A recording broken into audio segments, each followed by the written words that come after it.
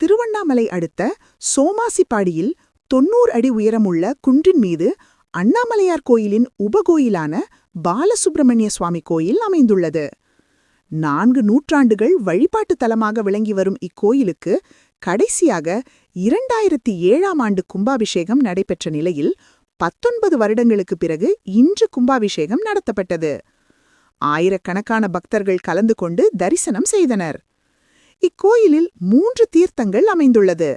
சரவண தீர்த்தத்தில் யானை ஒன்று சுனையிலிருந்து நீர் அருந்துவது போன்ற பாறை அமைப்புடன் இருப்பதும், செங்கழநீர் தீர்த்தத்தில் ஒரு பாறையில் கார்த்திகேயனின் மூலமந்திரம் காணப்படுவதும், இங்கு கிருத்திகையில் மட்டுமே பூக்கும் அரும்பு மூலவருக்கு சமர்ப்பிக்கப்பட்டு தீபாராதனை நடத்தப்பட்ட சில மணி நேரங்களில் இந்த அரும்பு நீரில் கரைந்து கண்ணுக்கு புலப்படாமல் போவதும் அதிசயங்களாக பார்க்கப்படுகிறது.